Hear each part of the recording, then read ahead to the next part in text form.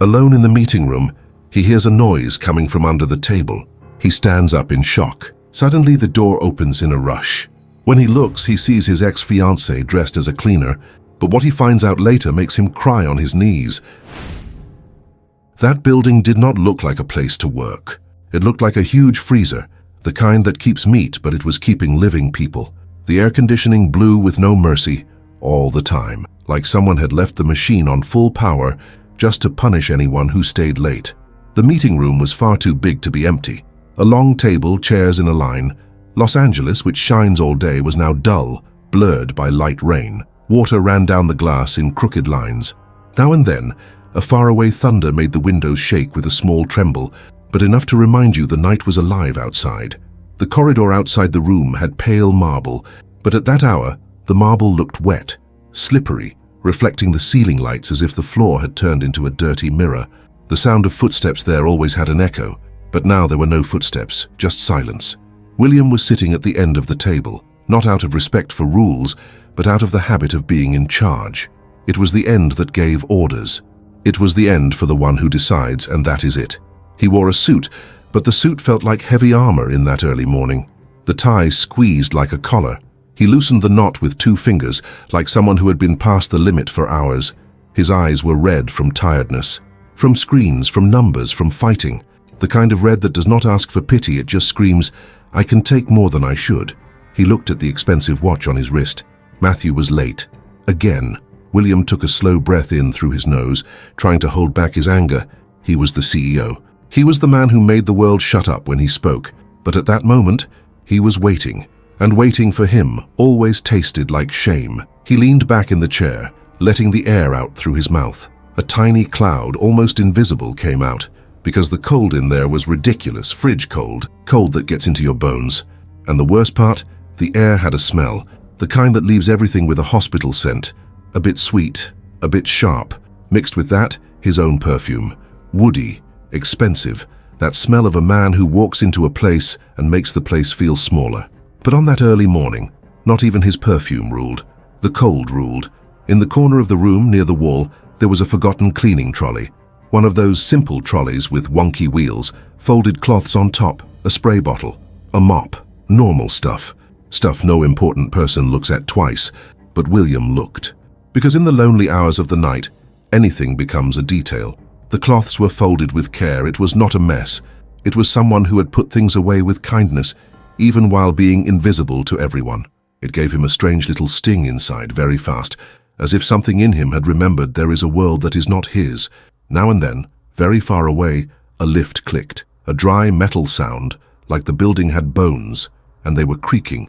Then, silence again, a thick silence, heavy, the kind of silence that feels like it is watching. William ran his hand over his face, rubbed his forehead, pressed the bridge of his nose. His skin was cold. He looked around. Clean table, empty chairs. The whole room looked frozen in time. Even the air seemed still. He blinked slowly as if he had sand in his eyes. William sighed, annoyed, and shifted his chair, like his body could not find a good position. He was going to grab his phone. He was going to send a short message, a message that, in his world, meant a polite threat. But before his hand reached his pocket, a sound, low, small, almost nothing, like a light scratch. William froze. His body stopped before his mind understood. The sound had come from under the table. It was not the air conditioning. It was not the buzz of the lights. It was not the lift. It was a living noise.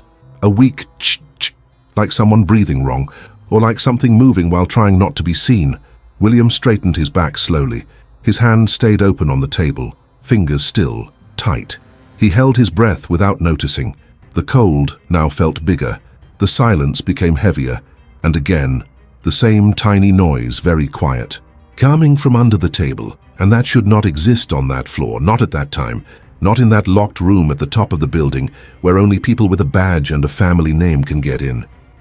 His body reacted before his head could think. The chair scraped across the floor with a metallic screech, far too loud for that silence. The sound cut through the cold air like a knife. William was already on his feet. The dark suit shaped his broad shoulders like armor. He no longer looked like a tired man waiting for a meeting. He looked like the owner of the place. And land, when it is invaded, does not ask permission.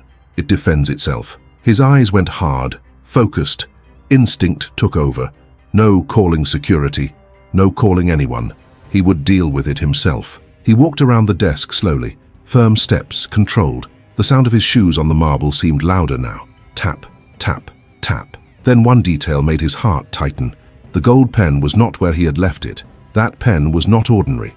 It was a gift from signing a £1 million contract, heavy, shiny, engraved with his surname, a symbol. It never left its place. William stopped. The silence grew tighter. He leaned forward a little, looking to the other side of the desk, slowly, like someone hunting something that might run, and then he saw it. First, only a small movement, then a little hand, far too small to be there. Chubby fingers, a bit dirty at the tips, holding the gold pen tightly as if it was treasure found at the bottom of the sea. The pen shone under the white light, reflecting on the polished metal, and it trembled slightly between those childish fingers, like a rare jewel in the wrong hands. William stayed still for a second. His chest did not react with anger, it reacted with surprise. And there, hidden in the cold shadow under the huge desk, was a boy, small, big eyes, round face. He was sitting on the floor, leaning against the desk leg, holding the gold pen as if he had just found a magical toy. But what stole William's breath was not the child being there. It was the look. The boy was not crying. He was not scared. He stared back at William, steady, curious, as if he knew him, as if he was waiting. William felt something strange rise in his chest. It was not fear. It was not irritation. It was recognition. The boy tilted his head slightly, studying William's face with the same attention. The silence between them felt too heavy for that space. William held out his hand, not to grab the child, but to take the pen. But the boy held on tighter. His fingers squeezed the gold as if it belonged to him. And then, as naturally as someone who has already learned that the world does not ask permission, the boy crawled out from under the desk by himself. He stood up with effort, using his hand on the wood for support, and rose to his feet in front of William. Small, but steady. William swallowed hard. And that was when he saw it. On the child's wrist, tied with a crooked knot, there was a red thread. Frayed, simple, tied like someone making a promise. His heart missed a beat, because that thread, he knew it. She wore one just like it, years ago. She used to say, laughing, that it was to keep envy away, that she did not trust his rich world. William felt the air grow heavy inside his chest. The boy moved his hand, and the red thread swayed lightly against his pale skin. And as if that was not enough to break everything inside him, the child opened his hand. In his palm there was a little mark, a thin scar, almost invisible, a light line on the skin, like a paper cut. William blinked, and a memory hit him without asking. An old afternoon, a quiet library, her holding his hand, blowing on a small cut on his finger, saying, "There, it's gone," with that sweet and firm way at the same time. The present and the past mixed together at once. The boy looked at him again. There was no fear there, only curiosity, and a kind of calm that did not match an intrusion. Before William could say anything, the door to the room opened in a rush. The sound was quick, almost desperate. Light footsteps in the corridor, the breathing of someone who had been running. William lifted his face slowly and his world stopped. World. She was standing in the doorway. A simple cleaning uniform, hair tied back in a hurry, tired face, but the same lifted chin. Her eyes met his, and in that second, the cold of the room felt small compared to the shock that hit them both. She was not breathing. Katie stood still in the doorway, like her body had forgotten how to move. Her simple cleaning uniform looked even more fragile in that place of glass and marble. The light blouse had signs of use, the sleeves a little too loose. Her hair was tied up in a messy way, with a few strands loose and stuck to her forehead because of the rain outside. Her face looked tired. It was not the tiredness of one bad night's sleep. It was the tiredness of years. But her chin was still lifted. It was the same posture as before, the same dignity that always made William lose control. Like suffering could hit her, but never bend her. Her eyes met his, and for 1 second, the world did not exist. There was no building, there was no company, there was no money, there was no Matthew. Only 2 pairs of eyes carrying the past. She held her breath as if she had been punched in the stomach. Her chest rose and did not fall. William felt his own heart miss its rhythm. The boy, in the middle of that silent earthquake, did not understand anything. He pressed the gold pen against his chest, happy with the shine. He gave a short, innocent giggle, and then, with a small voice that was far too clear for that cold place, he called, "Mummy." The word fell into the room like glass breaking. Katie closed her eyes for 1 second.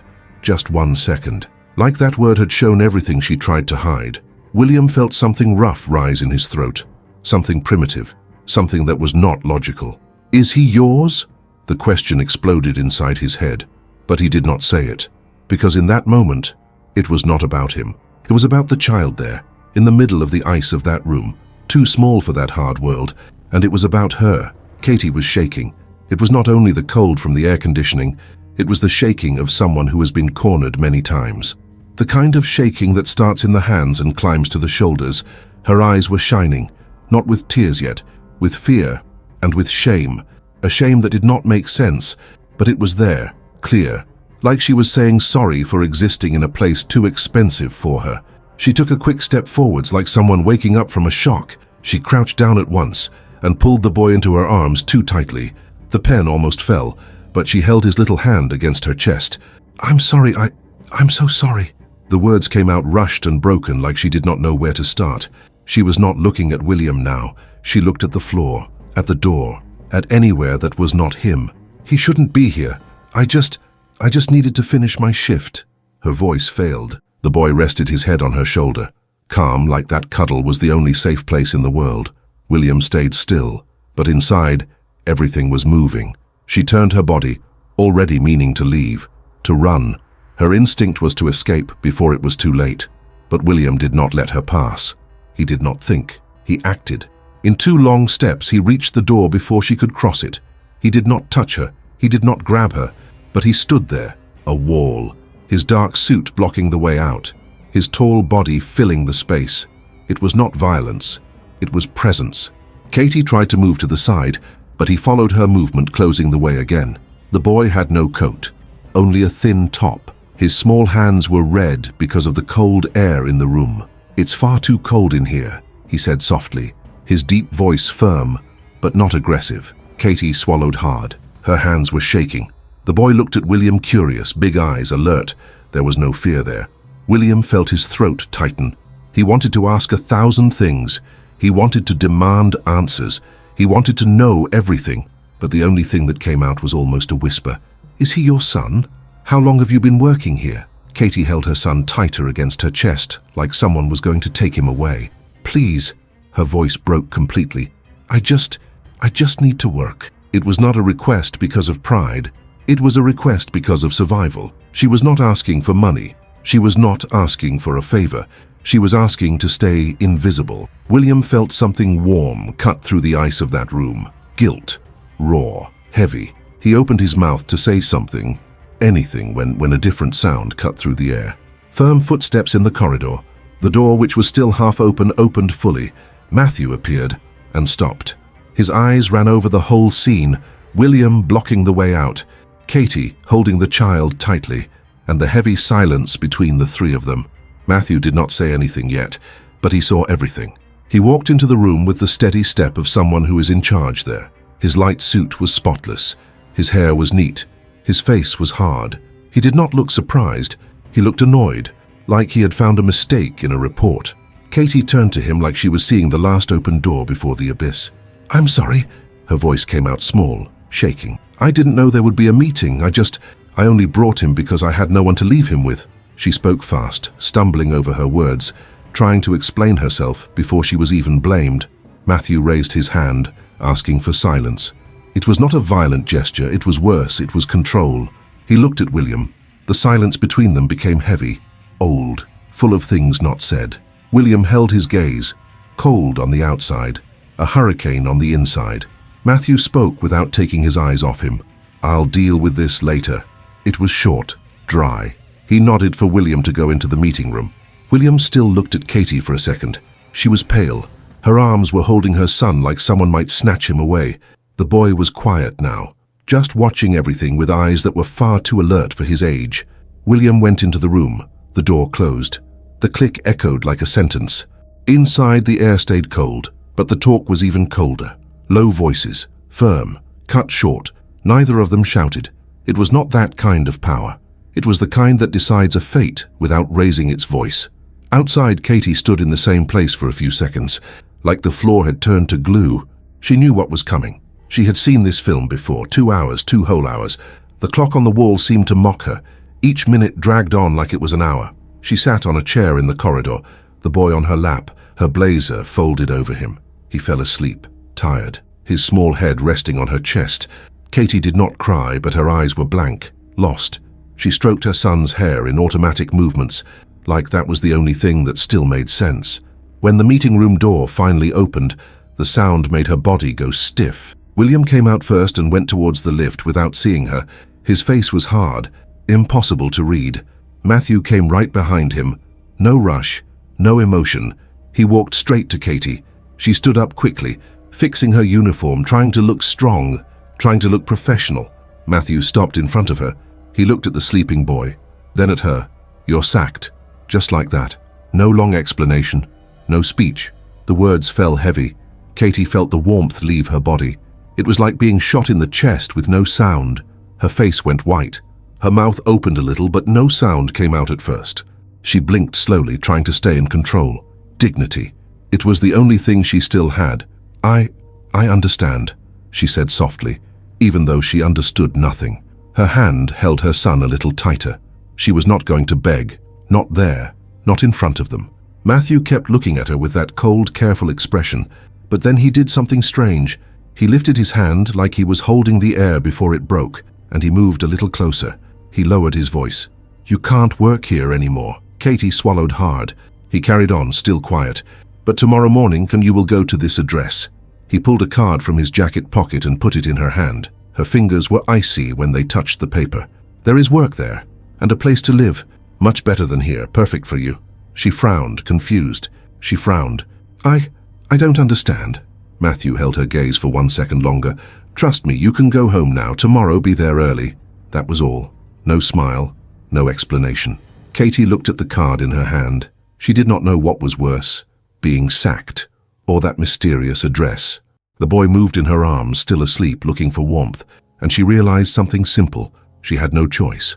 The next morning, the sky was still gray. The rain was not falling so hard anymore, but the air in Los Angeles felt damp and heavy, as if the whole city had spent the night without sleeping. Katie woke up before the alarm. To be honest, she did not even know if she had slept properly. Her body was tired, but her mind stayed awake, repeating the scene in the corridor, the word sacked, the cold card in her hand, the whispered, "Trust me." She got up slowly so she would not wake the boy. He was curled up on the thin mattress, breathing with his mouth slightly open, his hair messy, his little hand holding his own blanket, like it was a safety rope. Katie watched him for a second. His calm hurt. It hurt because she knew his calm depended on her not falling apart. She started to gather their little things. There were not many. A worn bag, 2 changes of clothes folded carefully, a small toy with some of the paint already gone, a baby bottle, nappies counted one by one, an old coat that hardly kept anyone warm, but it was what she had. She did it all in silence. The kind of silence from someone who has learned not to draw attention. When the boy opened his eyes, she was already ready. "Come on, love," she said softly, with a smile she forced into place. He rubbed his eyes and yawned. He looked around, like he was searching for something he did not even know. Then he leaned into her lap, like it was automatic. Katie picked up her son, put the bag on her shoulder and left. The door closed behind her with a light sound, but to her, it felt like a full stop. Outside, the cold wind hit her face. She pulled her coat tighter. The boy curled up, putting his face against her neck. The address on the card looked like a mistake. She read it again and again. Even so, it felt like something from another world. The journey was long. A bus, then more walking. Every step was a mix of fear and stubbornness.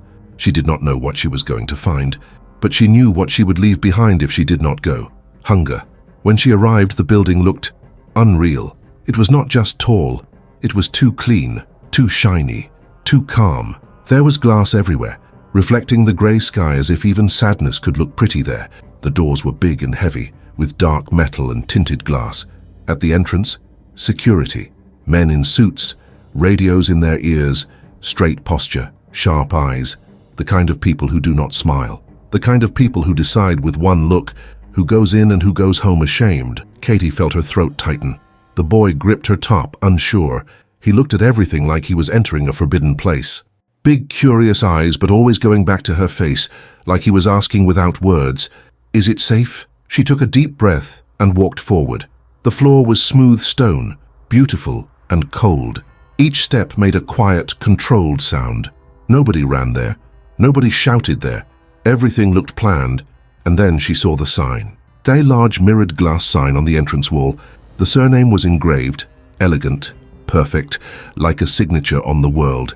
Stone. The word felt like a sentence. Her body went heavy right away.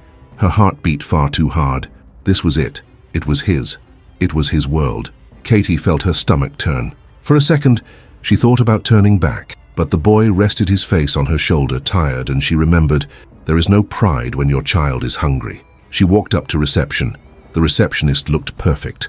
Light makeup, hair tied back, a trained smile. When she saw Katie, the smile almost slipped, not out of cruelty but out of surprise. Katie looked like a piece of the street inside that place.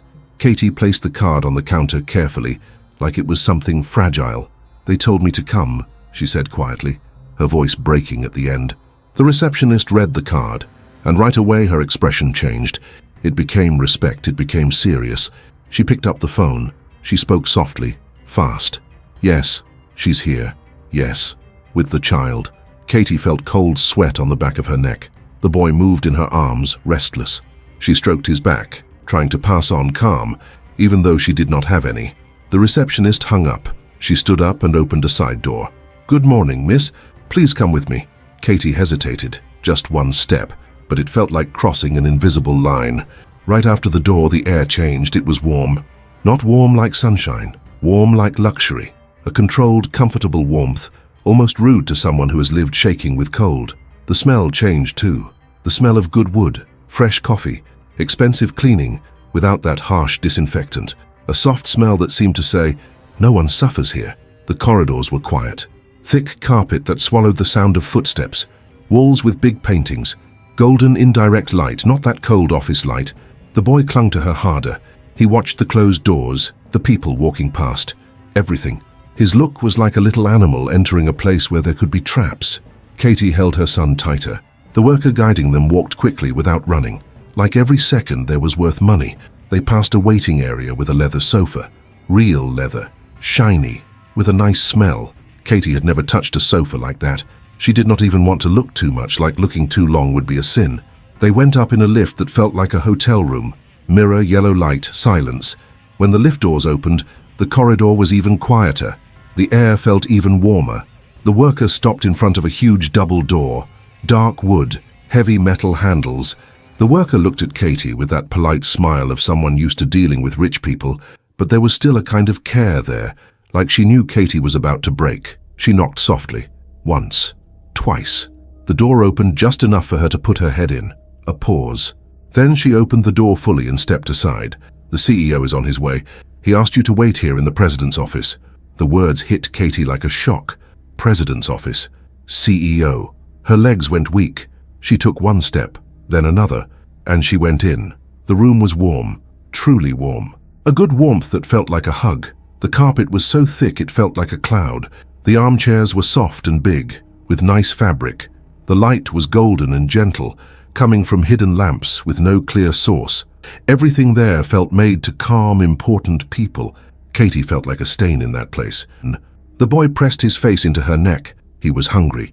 She knew it. She could feel it. A woman appeared, quiet, carrying a tray. Warm water? Milk for him? Fruit? Katie shook her head right away. Her body said no before her voice did, because being poor teaches one rule: nothing is free. "No, thank you." "It's fine," she said, trying to sound steady. But the boy looked at the tray. His eyes lit up the moment he saw a small bread roll. A simple roll, but soft. He reached out his hand. Katie was about to say no from fear, but he had already taken it, and he bit into it. He bit like his body remembered hunger. That simple bite squeezed her chest, because she remembered how many times he had fallen asleep after eating less than he needed. She held back the urge to cry. The woman put everything on the small table and left without a sound, leaving the tray on a low table. Katie stood in the middle of the room, not knowing where to put her feet. The boy ate slowly, chewing carefully like it was something rare, and then a soft sound. The door opened. William came in. No escort, no people behind him, no meeting mask. It was just him and the weight he carried. His suit was perfect, but his face was not. His eyes looked like they had crossed the whole night without rest. His unshaven beard made him look more human, and that was scary, because humans are unpredictable. When he saw them there, he stopped for a second. His eyes went down to the boy with the bread roll in his hand. Then they went up to Katie. Katie froze. Again, that feeling, the past opening a wound right away. William took a few steps, slow, like he was afraid to scare her. His voice came out deep, low, controlled. I needed to talk to you." Katie did not answer. Her throat was stuck. He went on, eyes steady on her, but not aggressive. "I did not forget you, Katie. Not for one day. I want to understand what happened to you. I want to understand your life, and—" He looked at the boy again. "I want to understand him." The word him came out carefully, like it was something fragile. Katie felt the floor vanish under her feet. She wanted to say no. She wanted to say, "I do not belong here." She wanted to say, "You do not have that right." But her body betrayed her. Her shoulders dropped, like she had carried too much for too long, and at last the muscle gave up. Her hands shook a little, not from cold, from exhaustion, from fear. And the boy, innocent, took another bite of the bread and looked at William calmly. Like William was just another adult in that strange world. William stayed quiet for a moment, his chest rising and falling slowly, and Katie noticed something that scared her more than the whole luxurious room.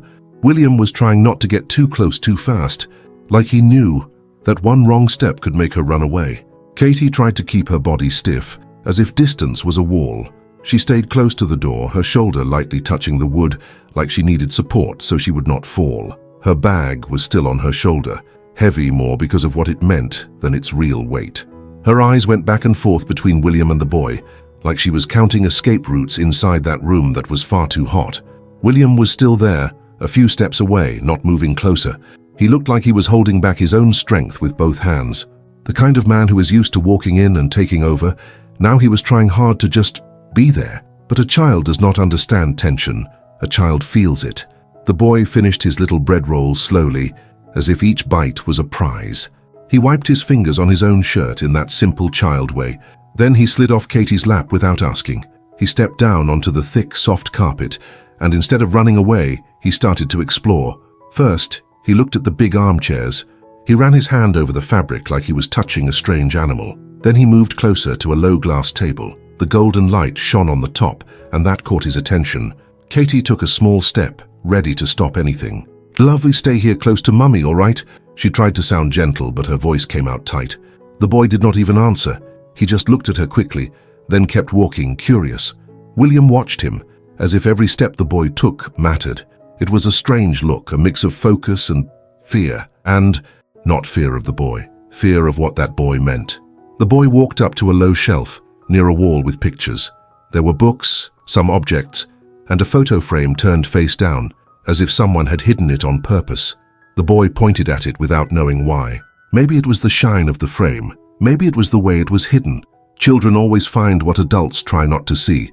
He stretched out his hand and tried to pull the photo frame, and his little hand slipped. The frame toppled. The sound as it hit the carpet was quiet, muffled, but to Katie it was loud like an alarm. "Hey!" She took a hurried step. William was faster. He crouched down at once, grabbing the frame before the boy could step on it. The movement was firm, automatic, like someone used to protecting expensive things. But when he turned the frame to see what it was, his face changed. It was like the air left his chest all at once. The photo was old, a photo from before. William and Katie, smiling at an event, well-dressed, lit by flashes. His arm was around her. She was laughing for real. Not that polite smile people wear when they pretend. It was open laughter from someone who feels safe before the disaster. William stared at the photo for too long. His thumb brushed the edge softly, like the touch could wipe the pain away. Katie saw from across the room and felt her face burn. Her pride screamed at her to run, snatch it from his hand, hide it, pretend it did not exist. But her body froze, because she was seeing it too, and remembering. The boy came closer, curious again. He looked at the photo, tilted his head, and pointed with his finger. "Mummy."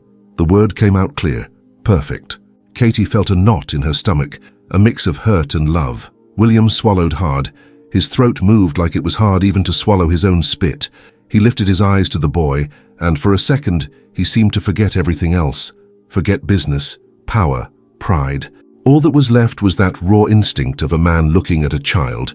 The boy stood there on the carpet, small in front of him, and William, without planning it, did what his body told him to do. He held out his hands, not to take the photo, to take the boy. It was clumsy, obvious. He had no practice. His arms were strong, but the way he settled the boy on his lap was careful, like he was holding something holy for the first time and was scared of breaking it. The boy let him. No struggle, as if it was natural, as if his lap was known. Katie's eyes went wide. Her chest tightened. She wanted to say, "Don't touch him." She wanted to pull her son away. She wanted to protect him. But the boy laughed for real. A light, sweet laugh that filled the hot room and made the silence feel less threatening for a second. William tried not to smile. He pressed his lips together, tried hard to keep a hard face, and failed. A small smile slipped out, quick, almost by accident.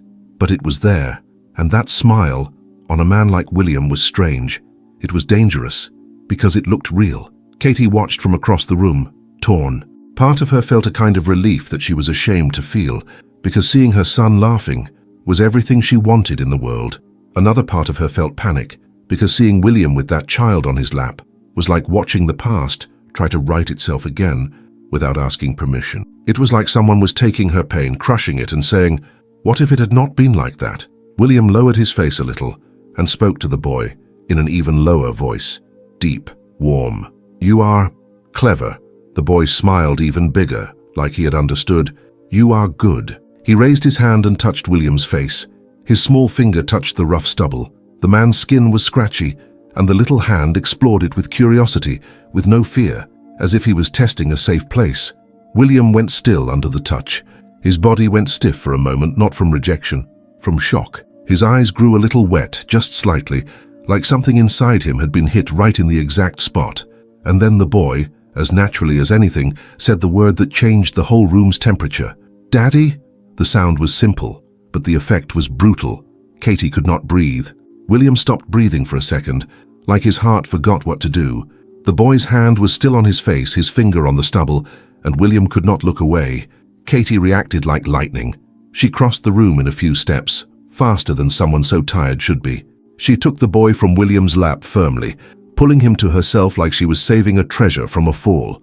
The boy complained softly, confused, still with half a smile stuck on his face. Katie held her son's face, pressed him against her own chest, and looked at William with hard, hurt eyes. Her voice came out sharp, shaking under the anger. "Don't teach him that." William did not argue. He just stared, trying to swallow what had just happened. The word "dad" was still buzzing inside him, like someone had switched on a light in a place he did not even know was there. He took a deep breath and pointed carefully to the armchair. "Sit, please." Katie hesitated. Her pride said no, but her body was far too tired to fight with a soft chair. She sat on the edge without relaxing, like someone sitting ready to stand up and run. The little boy, now calmer, climbed down from her lap and went to the thick rug. He found a pen on the low table and started playing with the cap, opening and closing, opening and closing. That click-click became the only light sound in the room. William stood there for a moment, not knowing where to put his hands. Then he spoke slowly with no pressure. His voice was deep, but quiet. "How are you, really?" Katie lifted her eyes only a little. Her look did not show weakness. It never did. It was as if she showed pain, the world would win. "I'm alive," she answered flat. William took the answer like someone taking a slap. He breathed again. "And how did you end up at Matthew's house?" The question came carefully, but it hurt her. Katie pressed her lips together. She looked at the boy on the rug as if her son was solid ground. Then she looked back at William without lowering her head. "I ended up where there was work," she said, "where I could get in." William felt guilt rise like a fever, but he did not cut her off. He let her speak at her pace. Katie went on, but in pieces, like someone bleeding and not wanting anyone to see the blood, but she found courage she did not have, and she exploded with anger. "Years ago, I really loved you." She let the words out like it was shameful to admit. "I believed in you. I thought you were different." William did not move. The click-click of the pen cap kept going. He looked at the boy on the rug, and that was when he saw again what he did not want to see, the way the boy wrinkled his nose when the cap slipped, the small dimple at the corner of his mouth when he tried hard, the focused look, the creased forehead, exactly the same, details too small to be a coincidence. William felt his chest tighten. It was like looking at a living mirror, just smaller. Katie noticed his look and became even harder, as if she had to protect the boy even from William's thoughts. "And you," she went on, her voice low but firm, "ended things with me by letter." William blinked slowly, as if the word letter was a physical weight. "A cold letter," Katie added. "No explanation, no talk, nothing." She tried to keep her posture, but her eyes gave away everything she had forced herself to swallow for years: shame, sadness, anger, and a bit of love she hated that she had ever felt. William could not take it. He walked to a drawer in the cabinet, opened it slowly, and pulled out something that looked far too old to still be there. A paper inside a crumpled envelope. He came back and placed it on the low table, carefully, as if it burned. The sheet was yellowed. The ink looked cold even after so many years. Oh, a copy of the letter. Katie looked, and her face changed for 1 second. Just 1 second, like the past had punched her again. William spoke, and his voice came out broken, with no defense. "I wrote that to push you away, because they said they would destroy you, that they would ruin you." Katie gave a short laugh, no humor. The laugh of someone who has already lived through the worst and learned that sorry comes late. "And they did," she said simply. The click-click stopped for a moment. The boy found something else on the rug and went back to playing, unaware. William ran a hand over his face, his eyes red now, not only from tiredness. Katie went on, and her voice felt like a knife cutting her own chest. "Your family was not just rich. It was control.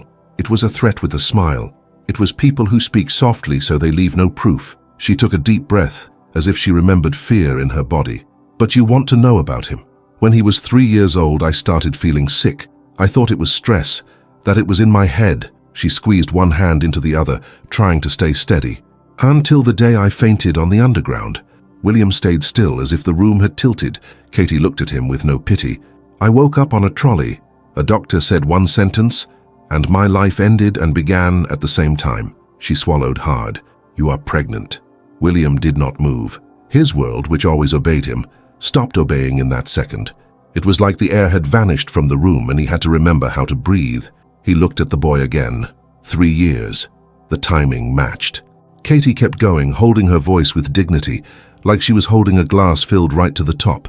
"I was going to look for you, I was." She pointed to the floor, like she was nailing it down. "But they reached me first." William clenched his hand without noticing. Katie spoke even lower, and that made it worse. "They said if I showed up, you would deal with it your way. They said you did not want to know me anymore, that you would erase me from your life again. And I did not want my son to become a weapon." The word weapon hurt. William looked at the boy on the rug, and it was like his body decided on its own. He moved closer slowly and knelt on the rug near the boy, not pushing in, just coming close. The boy lifted his face, curious, and with no fear at all, he stretched out his small hand and touched William's face. His palm open, simple, like he recognized a place that had always been his. William swallowed. His throat burned. He looked at Katie over his shoulder, his eyes shining. "How old is he again?" Katie answered with no drama, but like a sentence. "He's going to turn 3. William did the maths in his head, and the memory hit like a hammer. The last time he was with her, the date, the time. Everything clicked like a door slamming.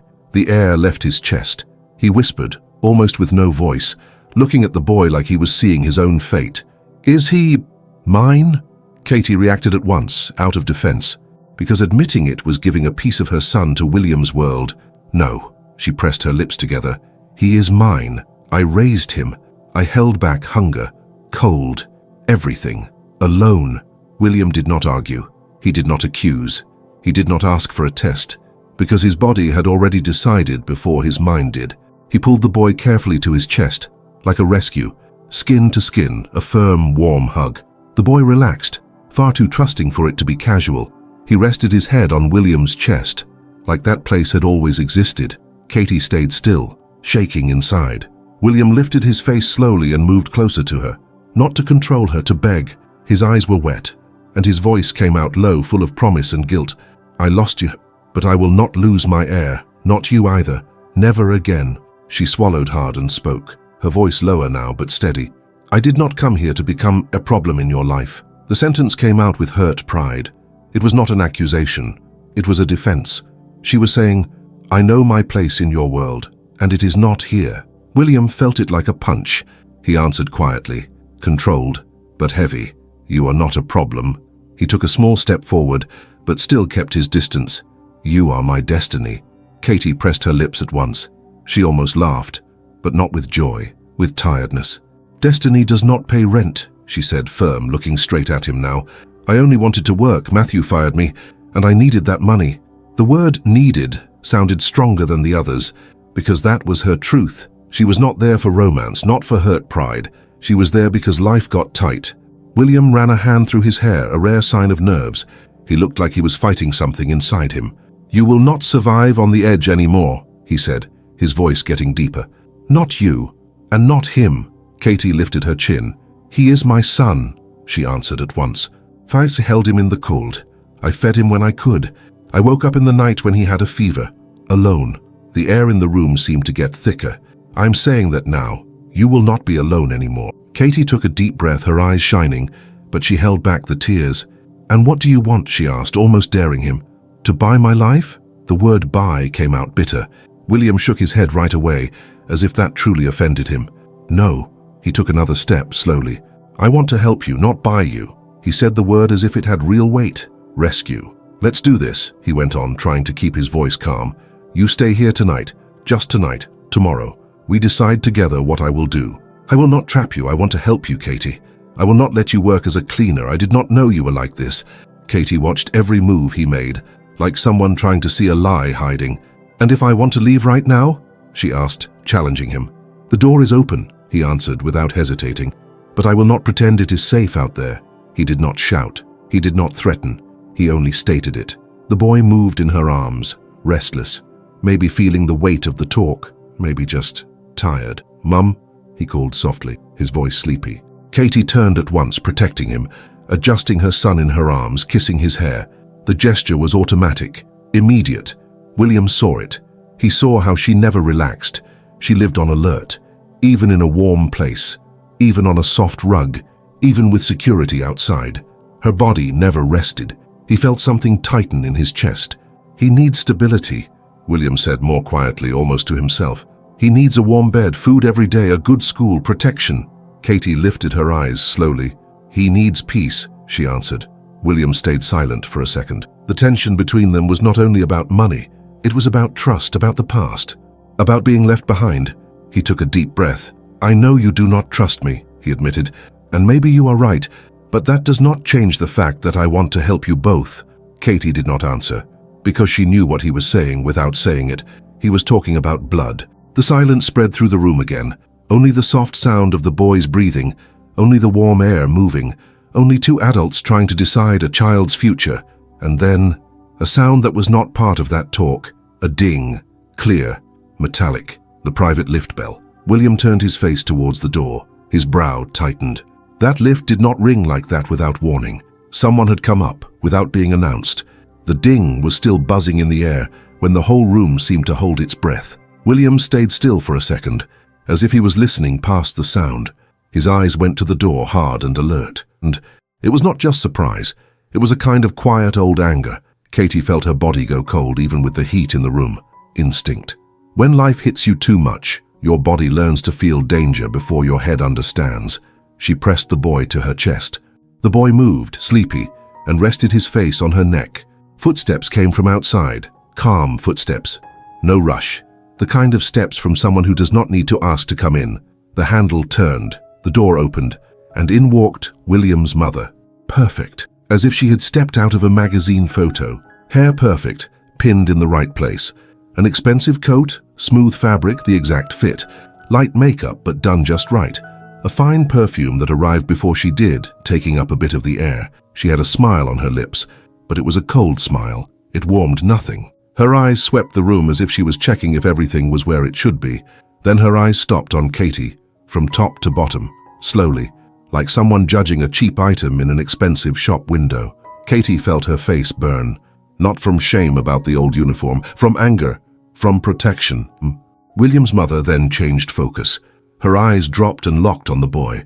The boy in Katie's arms looked back for a second, curious, not knowing what he was looking at. William's mother took one more step into the room. "So, this is it." Her voice was sweet on the outside but had poison hidden inside. "That one showed up again.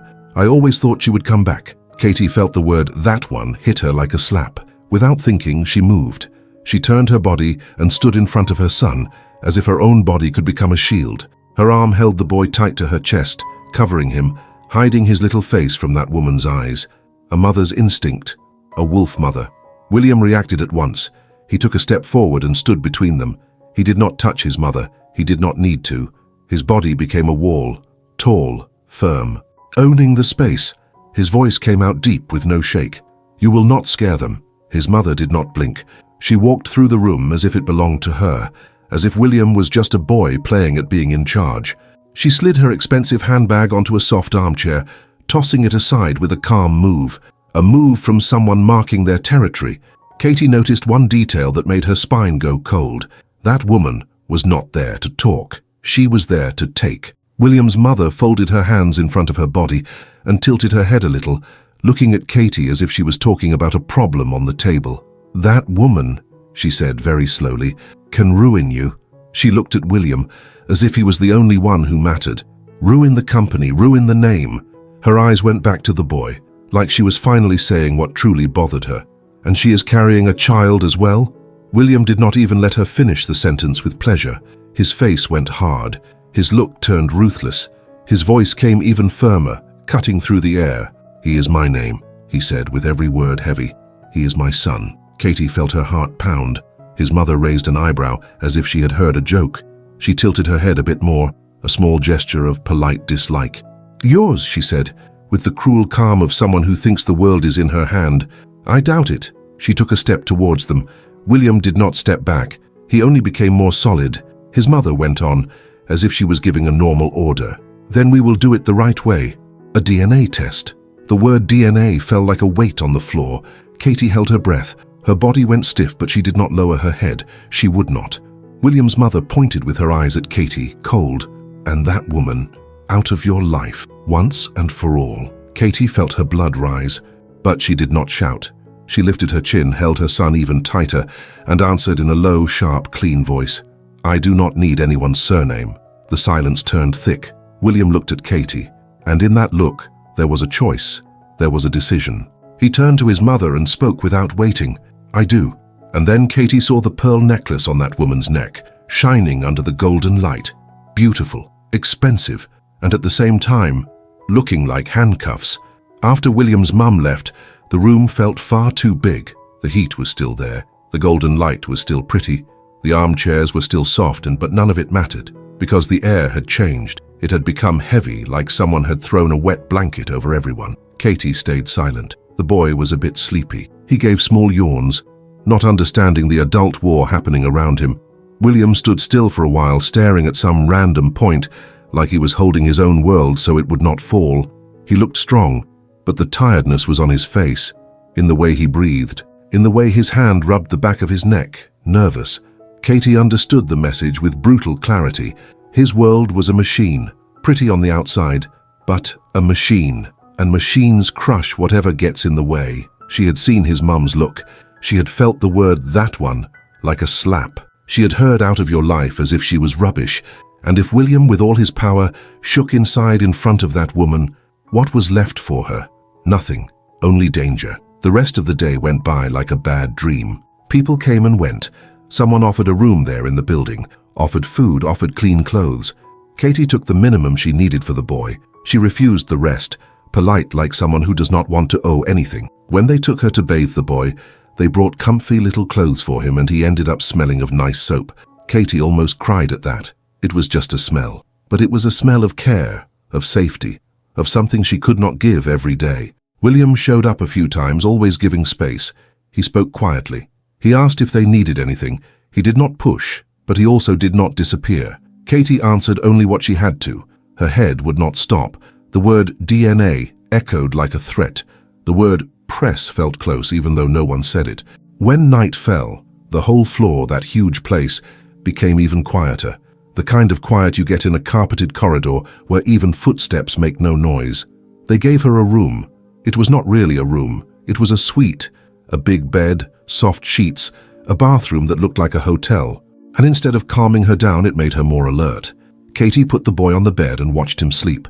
His breathing was slow, his little face relaxed, his cheeks were full, one finger in his mouth, an old habit. She ran her hand through his hair, slowly, and felt a quiet anger grow inside her. Anger at the world, anger at the past, anger at William for disappearing, and anger at herself for still feeling something when he looked at the boy.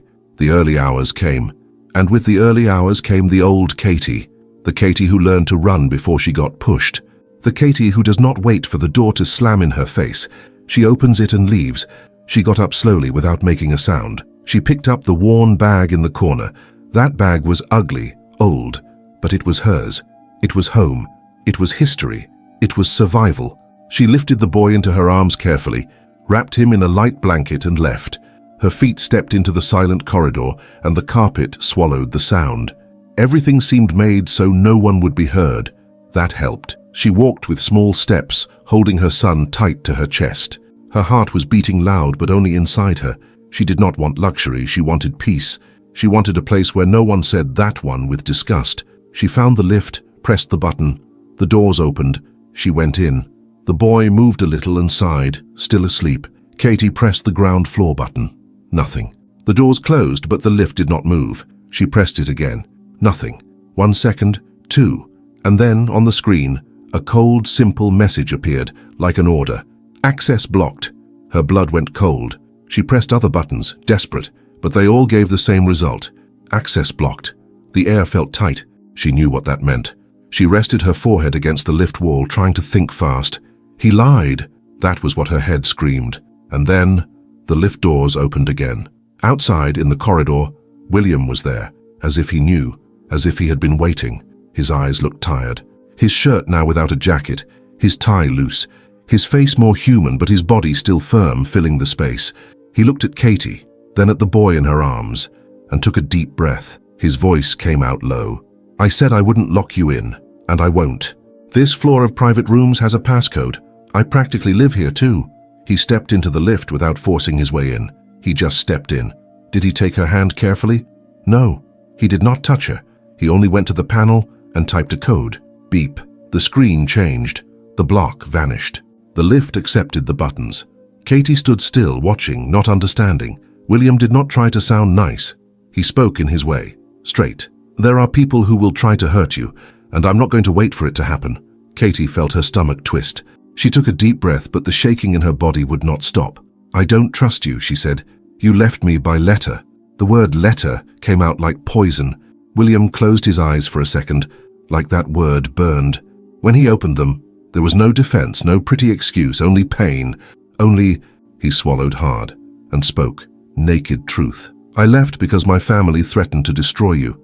My voice cracked just a little, but he held on. I was a coward. I was a scared boy. They made me think my love, my passion, was childish, and then the threats came. I thought that by cutting you out of my life, I was saving you. He took a deep breath, looking at the boy. I couldn't put you at risk, and I did anyway, because I left you alone. Katie stayed still, her face hard, but her eyes wet. William went on, even quieter. But now, knowing everything, I won't run anymore. Silence filled the lift. The boy moved his head and rested his face on Katie's chest, looking for warmth. Katie held him tight, like he was the only solid thing in the world. She looked at William. Did she see truth there? Maybe. Did she still see danger? For sure. She hesitated, and then the decision came from the simplest place in the world, her son's survival. One night, she said, almost in a whisper. Just one. Tomorrow I decide. William nodded slowly. Like that, one night was all he deserved. Katie adjusted the bag on her shoulder. The boy's finger grabbed the bag strap, half asleep like he was holding a steering wheel for escape. William pulled his phone from his pocket, and the screen lit his face with a cold light. He read a message, and his face lost its color. His jaw locked. His eyes went fixed and hard, like the world had just bitten him. He looked at Katie and spoke low and fast, like someone already counting war. "The press already knows. Tomorrow morning there will be people in the building." His sentence hung in the air like smoke. "The press already knows." Katie felt her stomach drop. It was like the ground had opened again, like she had never really left the street. She had only stepped into a pretty set that would fall apart at the first strong wind.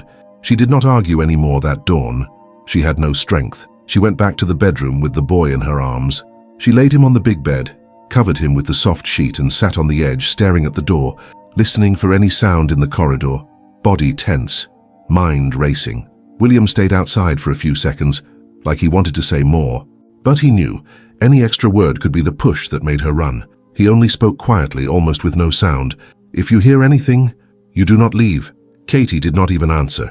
She just held the boy closer, like the hug was a lock. The sky was still dark when the day began. And it began in a cruel way. Before the sun warmed up, before Los Angeles properly woke up, there was already movement outside. Cars stopped in the street, doors slamming, people speaking quietly, whispering, the kind of whisper that feels like a knife. Katie got up slowly, her heart beating so hard it felt like the boy would hear it. The boy woke up sleepy, rubbing his eyes, asking to be held without even opening his mouth. Katie picked him up, felt the warmth of his small body, and walked to the window. The curtain was thick, heavy, the kind that blocks the world. She pulled it just a tiny bit, very small, and she saw it. The circus set up, cars with big cameras on top, people holding microphones, others with phones raised, filming everything, like someone's life was a TV series. Flashes went off even in daylight, trying to break through the glass like shots of light. Some reporters pointed at the building, talking with urgent mouths. Others whispered with the face of someone who already has the story ready. Katie felt her heart turn to stone. Her body went cold again, even in that warm room. She held the boy tight in her arms, squeezing hard. "I knew it," she whispered, almost without a voice. It was not an "I knew it" from guessing. It was an "I knew it" from trauma. William appeared behind her without making a sound. He was without his jacket, sleeves rolled up, his face harder than the night before. His look was sharp, like a hunter. He spoke low, like he wanted to control even the sound. "I will sort it out." Katie gave a short laugh, with no humor, the kind of laugh that hurts. She turned her face to him, her eyes shining with anger and fear. "Sort it out is what you always say," she snapped. "I am the one who pays." The words cut, because it was true. She always paid, with hunger, with fear, with running away. William stood still for a second, like he wanted to argue back, but he did not. He looked at the boy, and his body changed. He was not CEO anymore. He was a father. He knelt in front of the boy, slowly, on the soft rug. He knelt like it did not make him smaller, like it was needed. The boy looked at him, still half asleep, the same curious look as always. William spoke gently, with a calm firmness that did not feel practiced. "You are safe. Daddy is here." Katie froze. The word "daddy" went through her like lightning. Her eyes went wide at once, ready to correct him, ready to cut that off. But the boy smiled, and repeated it, excited, like it was a nice game. "Daddy!" The small voice filled the room with simple joy. The sound was beautiful and dangerous, because outside there were cameras. There were people who lived by grabbing bits of other people's lives and turning them into scandal. Katie pulled the curtain back, shutting it hard, like she was shutting the world's mouth. Even so, the shadows of the cameras moved on the thick fabric, walking from side to side like monsters outside trying to find a gap. William stood up slowly. His face did not have calm anymore. It had decision. He looked at the window like he could see through it, and then a different sound reached them. It was not a flash. It was not a reporter shouting. It was the security intercom. The guard's voice came low and tense through the speaker. "Mr. Stone, there is an officer here at reception." Katie felt her heart miss a beat. William answered at once, cold. "What does he want?" A pause. The guard's voice came back. "He brought a folder. He said it is a summons." Katie squeezed the boy so hard he complained softly. William did not look away. The guard finished, and the sentence fell like a hammer. "The child must be brought in." The room seemed to get smaller. The air seemed to run out. Katie went pale. William turned into a storm. He did not buy silence. He did not try to talk to the world. He chose to protect. Right away he grabbed his phone and started giving short, fast orders, like controlled shots. "Underground garage. Now. 2 cars. Change the route. Quiet escort. No one goes out the front." His voice was low, but it commanded. People answered on the other side. "Yes, sir." "Understood." Katie watched it all and felt a new fear grow inside her, because too much power is scary. Too much power can crush even the people he says he is protecting. She tried to speak, her voice coming out weak. "William," he looked at her for a second, and even in the middle of the storm, his voice softened just for her, a touch of sweetness inside the steel. "I know you are afraid of my world. I am too. But now this world works for you." He turned to the laptop screen that someone had already opened on a side table. A city map appeared. Routes marked in red, arrows, times, control points, all too fast, too organized. He spoke to a lawyer on speakerphone, his voice coming out firm and hard. "I want proof of the old threats. I want to trace who called the press. I want a name, I want a source, I want it today." The lawyer's reply came carefully, like someone who knows he is talking to a bomb ready to go off. "We are already pulling everything, Mr. Stone, but there is something." William clenched his fist, his jaw locked. "Say it." The lawyer breathed on the other end. "The judge wants the DNA test, and today. And your mother is there." William went still. For 1 second. Just one. But it was enough for Katie to feel the danger was not only outside, it was inside his family. The trip to the court was quick, but it felt endless. Katie was in the back seat, the boy on her lap, her arm around him like a belt. The car was too quiet, it smelled of new leather, and there were dark windows on every side. She watched the world outside go past like a film with no sound, but her body was not in a film. It was there, feeling everything. William was in the car in front, part of the escort. He did not want to be far away, but he also did not want to put them on show. That said a lot. He was weighing up every risk, every angle, every camera. Even so, Katie felt none of it was enough, because when the world decides to swallow you, it does not matter how fast you run. When they arrived, the court looked like a hospital. It was so white. Light stairs, light walls, cold lights on the ceiling. A cold that was not just from air conditioning. It was the cold of a place where people's lives turn into paper, stamps and numbers. There was security, a detector, people walking fast, lawyers with folders, hard faces, looks that did not ask permission. And in the corner, a few reporters trying to get closer, like flies around a pot of honey. Katie held the boy tighter. He was dressed better now, clean clothes, small trainers, but he was still just a child who did not understand why so many people were staring. She tried to look unshaken, for dignity, not for courage. She lifted her chin, straightened her shoulders, but inside her legs were shaking, and she was scared the boy would feel it. William appeared soon after, coming down the corridor with firm steps. His face was stone, his eyes were a blade. When Katie saw him, she felt relief and anger at the same time. Relief because she was not alone there. Anger because she was there because of his world. They went into a room, and the air got even colder. Everything was cold and white in there. White wall, white table, white light. The kind of place where nobody looks human, where everyone looks like a piece of a rule. Katie sat with the boy on her lap. He moved restless and she stroked his head, trying to calm him. Then she saw. William's mother was already there, elegant, as always, perfect clothes, expensive bag, perfect posture. She did not look like she was in a court. She looked like she was at a social event. The pearl necklace shone under the cold light. It still looked like a shackle. The woman looked at Katie, and for a second the same silent disgust came back. Then her eyes went to the boy, and something more dangerous than disgust appeared. Interest. Possession. She turned to someone next to her, speaking low, but loud enough to be heard, with that cruel calm that made everything sound normal. "She is using your name." Katie felt shame try to rise, as if she had done something wrong just by breathing. She pressed the boy against her chest and kept her chin up. William came in, and before anyone could say anything else, he went straight to Katie. But he did not stand in front of her. He did not try to protect her by hiding her. He placed himself at her side, with her, as if he was telling the whole world, "If you want to attack, you will have to attack both of us." Katie glanced at him, surprised, a small shock in the middle of the chaos. The judge spoke. The lawyer spoke. Hard words drifted through the air like smoke, but Katie only understood the words that hurt. Presentation, test, paternity. The DNA test was done right there, with people all around, as if it was a simple routine. A person in gloves brought the kit. Swab, cotton bud.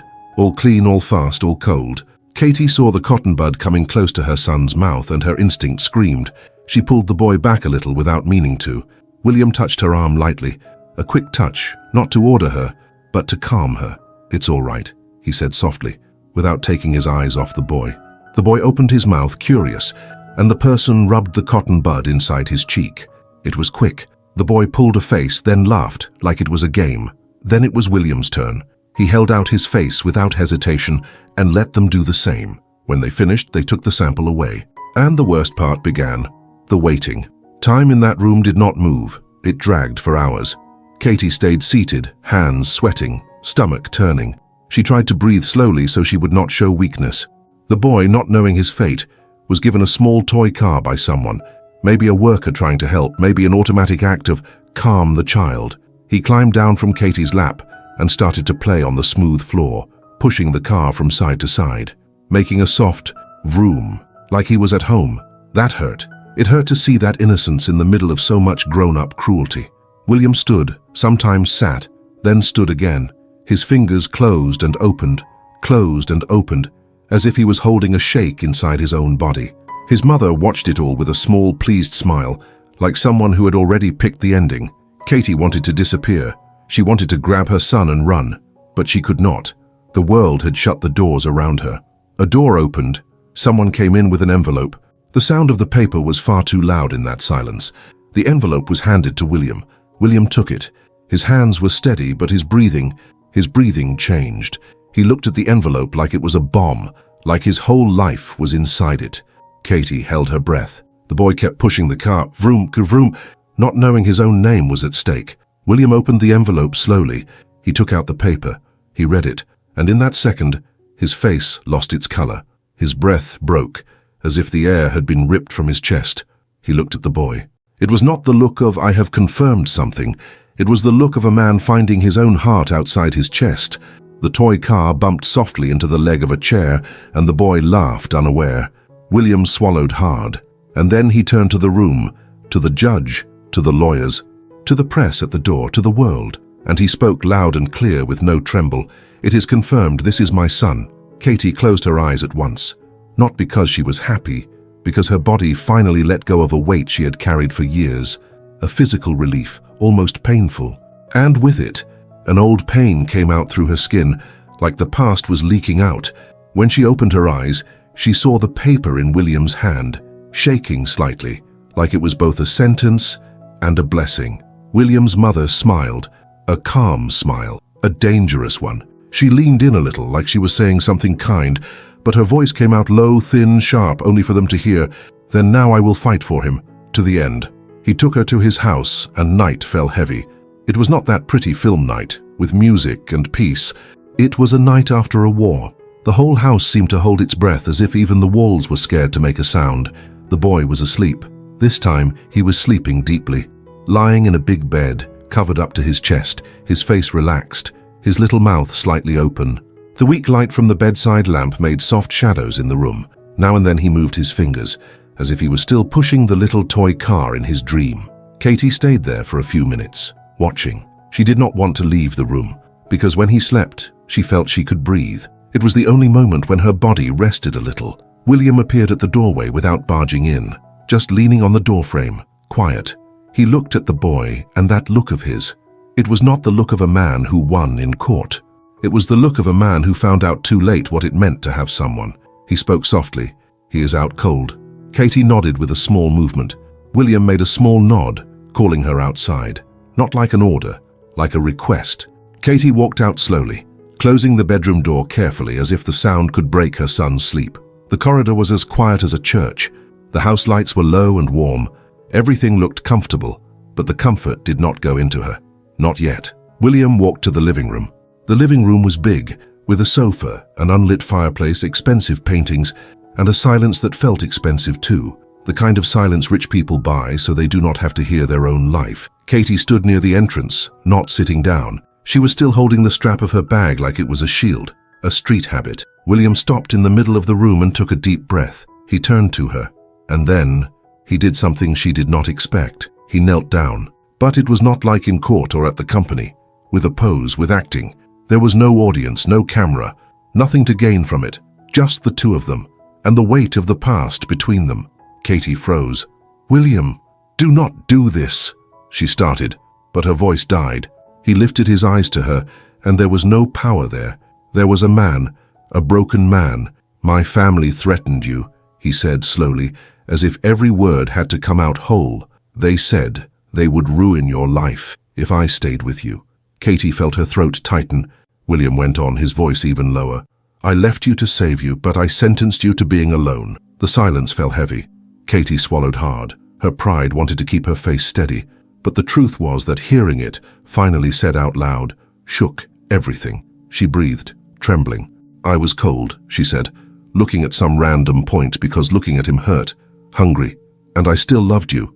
She let out a small laugh with no humor. "That made me angry. Very angry." William closed his eyes, and when he opened them, he cried. It was not pretty crying. It was not crying to move her. It was crying like a man who holds too much and suddenly cannot hold it anymore. The tears came down slowly, marking his face. He did not wipe them right away, like he deserved to feel it. His voice broke when he spoke. "Forgive me." Katie felt a hit in her chest. The word forgive felt too big to fit in their life. William took a deep breath, trying to pull himself together, but the feeling was still there, alive. "I cannot erase the past," he said, "but I can give you real protection. Being there, a home, a name, a choice. He said choice with force, like he knew that what he took from her was not just money or comfort. It was choice. Katie stayed quiet. Her eyes shone. She did not want to cry. Not there. Not now. But her hand trembled, and without noticing, she reached out and touched his face, steady. Her touch was like a test, like someone touching a sore place to see if it still hurts.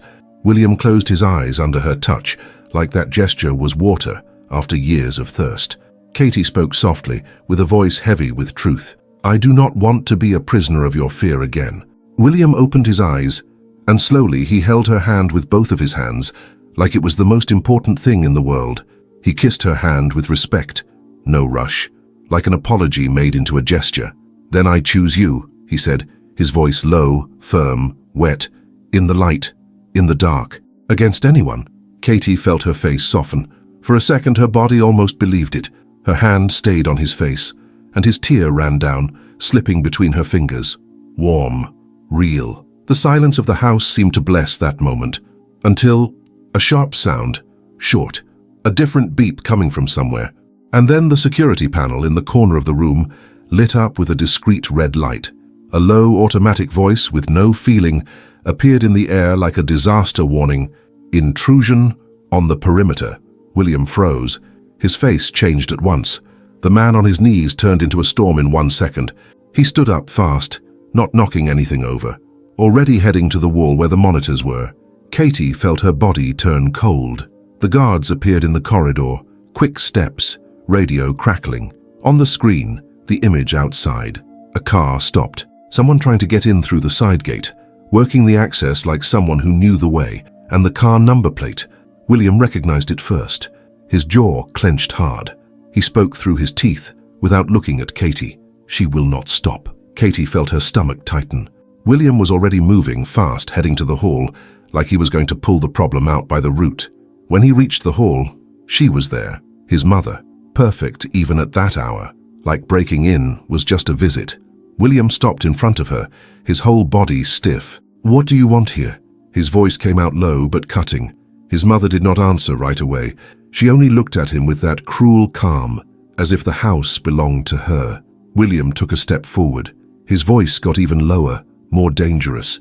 "If you take one more step, if you say one more word that attacks Katie, I will leak to the police, to the media, and to the company board all your threats.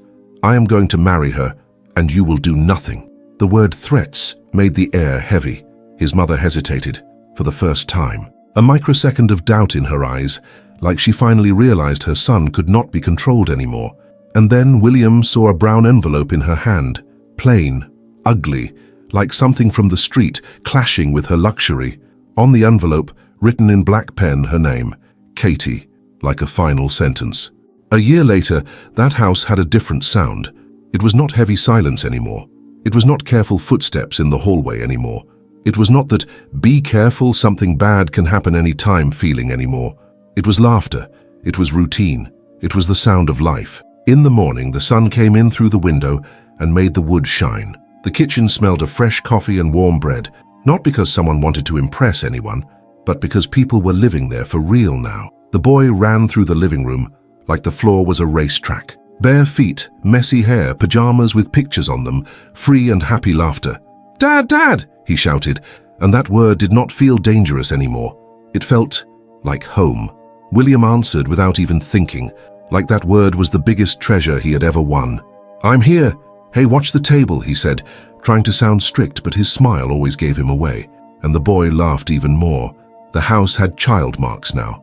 A little toy car left on the rug, a crooked drawing stuck on the fridge with a magnet, a small cup in the sink, a backpack in the corner. Simple things, things that 1 year ago seemed impossible. Katie was still Mother Wolf. That did not change. She still noticed everything. She still woke up if the boy coughed in a different way. She still looked at the door twice before sleeping. But now she had space to breathe. She had. Her chest was not tight all the time anymore. She worked, not like before, scared of being fired just for existing. She worked with dignity, with hours, with a contract, with respect. She studied too. She sat at the table at night, notebook open, pen in hand, head tired but with that stubborn shine in her eyes. The shine of someone who decides, now I will, and she chose. She chose clothes, she chose a course, she chose what to do on Saturday. She even chose to say no when she wanted. Her dignity was untouched, not because someone gave it to her, because she earned it. William changed. He did not become a saint. He was still ruthless with the world. He still spoke to important people like he ruled everything. He still closed deals with the same cold face when he had to. He still had that look that could bring anyone down in a room. But with her, he was shelter. He was calm. He was daily protection. It was not talk. It was action. It was him putting his coat on her when the night got cold without a comment. It was him leaving a glass of water by the bed because she always woke up thirsty. It was him learning to make pasta the way the boy liked it, even getting it wrong at first and pulling a face like, "All right, I'll try again." It was him picking the boy up when the boy cried. It was him going to Katie when she got too quiet and saying softly, "It's all right, I'm here." No pressure, no buying, just staying. That day, the late afternoon smelled like sugar. Katie went into the kitchen with a simple box in her hands. No huge party, no big balloons, just a small pretty cake with a light topping and 4 candles on top. 4, because time passed. And because now you could count years with cake, not with pain. The boy came running, eyes shining like he understood before anyone even spoke. "Is it mine? Is it mine?" He jumped. Katie laughed. A light laugh, real. "Yes, it's yours." William came in right behind her, holding a small present. He stopped at the kitchen door and watched the scene like it was the rarest thing in the world, because it was. A family, no shouting, no running away, no fear crushing your chest. Katie put the cake on the table. The boy climbed onto the chair, impatient, and stared at the candles like they were stars. William came closer and stood next to Katie, not in front, next to her, always. "Ready?" Katie asked, straightening a candle that was leaning. The boy nodded fast. William leaned in, speaking in a deep, playful voice. "Blow hard, champ. Really hard." The boy filled his chest, puffed his cheeks, and blew. The candles went out all at once. A thin little smoke rose up, dancing in the air, and the boy shouted with joy, throwing his arms towards both of them. "Hug!" Katie picked him up first. William joined in, wrapping both of them in his strong arms, like he was holding his whole world. The boy stayed in the middle, laughing, squeezing both of them with his small body, like that hug was all he needed. William closed his eyes. The feeling hit him in a simple way. No drama. His chest rose and fell slowly, like he was saying inside, "I'm here. I made it. I didn't lose." The blown-out candles were still making smoke, and the little smoke kept rising while the boy laughed in their arms. Later, when the boy had already run off to play again, William came up behind Katie in the kitchen. She was washing a plate, distracted. He pressed his body to hers carefully, not pushing in, just being there. He hugged her from behind. He kissed her temple slowly, a quiet kiss, like someone saying thank you. His voice was low, close to her ear. Love isn't a pretty promise. It's protection, again and again. It's saving someone every day. It's choosing your dignity as the priority. Katie took a deep breath and rested her back against his chest. For the first time, she did not feel cold inside. She closed her eyes for just a second, like she could rest there, and that simple life, that peace, felt like a miracle with no religion. It felt like human instinct finally doing the right thing. Would you forgive someone who left you out of fear, if he came back to take responsibility for the heir and protect you from the whole world with instinct, not rules?